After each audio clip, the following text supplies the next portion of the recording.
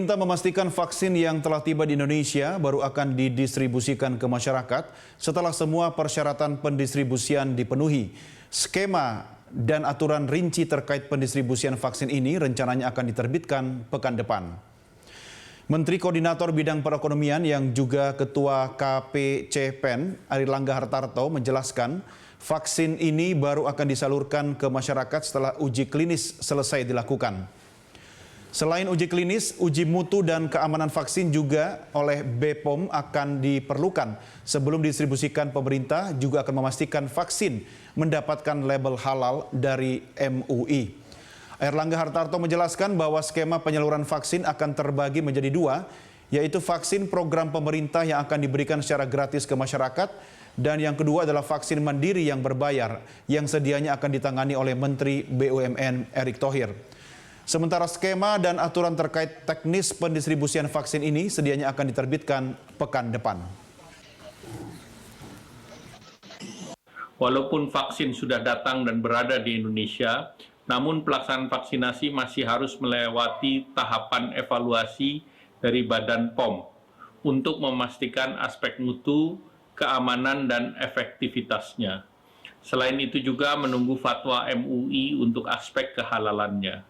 Kedatangan dan ketersediaan vaksin ini secara bertahap, begitu pula pelaksanaan vaksinasi dilakukan juga secara bertahap dengan prioritas untuk tenaga kesehatan dan petugas layanan publik yang telah diatur secara teknis oleh Pak Menteri Kesehatan. Ya pemirsa, untuk memperbincangkan hal-hal terkait rencana vaksinasi dan tahapan-tahapan yang diperlukan pasca kedatangan vaksin ke tanah air pada Minggu malam kemarin, kami telah terhubung dengan Kusnandi Rusmil, Ketua Tim Riset Uji Klinis Vaksin UNPAD. Selamat sore Prof, terima kasih bergabung bersama kami di Prime Time. Selamat sore. Ya, Prof. Kusnandi, Menko Airlangga Hartarto menyebutkan vaksinasi akan dilakukan setelah proses uji klinis selesai. Sampai sejauh mana proses uji klinis yang tengah berlangsung, Prof? Perlu diketahui oleh kita bersama bahwa uji klinis vaksin Sinovac ini dilakukan di 4 tempat. Ya, pertama adalah di Brazil, Uni Emirat Arab, kemudian di India dan Turki dan Indonesia. Jadi ada 5 yang melakukan uji klinis itu. Ya, nah vaksinnya sama-sama Sinovac. Ya, jadi di Indonesia dilakukan uji klinis dan tempat lain juga uji klinis. Dan vaksinnya itu, ya, sama, ya, sehingga kalau uji klinis yang di Indonesia pada saat sekarang ini sudah melakukan penyuntikan kedua sudah selesai, ya, tinggal kita melihat hasil daripada darahnya, kita lihat manannya, ya, kita lihat efektivitas dan imunogenesitasnya.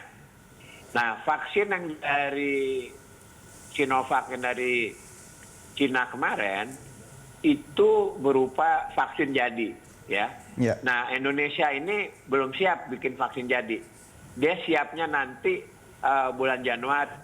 Ya, karena Indonesia baru nanti dikirim itu merupakan vaksin yang merupakan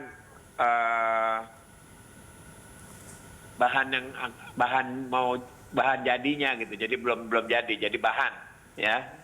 Nah, itu sama bentuknya dan efeknya itu sama. Ya, jadi nggak apa-apa kita memasukkan vaksin dari luar yang sudah diizinkan oleh Badan Kesehatan Dunia (WHO). Nanti di Indonesia, kalau sudah diizinkan oleh WHO, itu bisa digunakan di Indonesia dengan rekomendasi dari Badan POM. Jadi nggak apa-apa itu, ya. Ya. Jadi bisa dipakai kapan saja di Indonesia, asal udah ada rekomendasi dari Badan POM. Baik. Karena sama-sama Sinovac. Ya, Prof. Sebenarnya indikator bahwa uji klinis itu sudah sukses atau berhasil apa sih, Prof?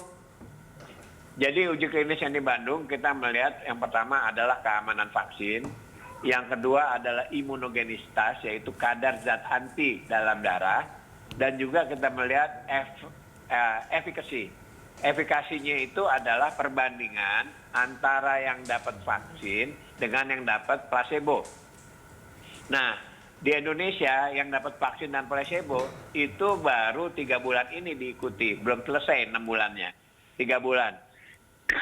Tapi dari efektivitas ini di Indonesia, walaupun baru 3 bulan, saya sudah melapor ya, interim report kepada Badan POM bahwa hasil kita baik ya, baik gitu ya. Jadi laporan 3 bulan itu baik, walaupun kita belum selesai. Tapi laporan itu tiga bulan baik. Nah, Badan POM kita itu mempunyai otoritas untuk membuat suatu yang kita sebut emergency use authorization. Jadi kalau umpamanya memang emergency use authorization, walaupun baru 3 bulan itu udah bisa dipakai. Ya. Seperti itu. Baik. Prof, setelah uji klinis akan ada uji keamanan yang dilakukan oleh Badan POM. Nah, uji keamanan ini sebenarnya prosesnya seperti apa dan memakan waktu berapa lama, Prof? Uji keamanan sebetulnya udah nggak ada lagi kalau udah datang ya, karena dia itu udah jadi bahannya.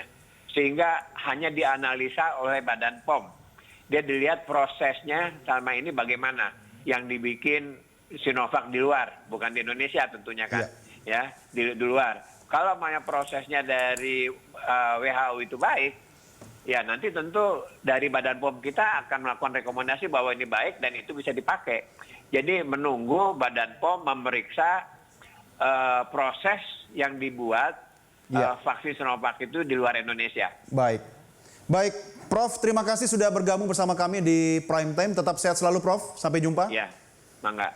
Ya, pemirsa, demikian dialog kami dengan Profesor Dr. Kusnandi Rusmil, SPAK MM.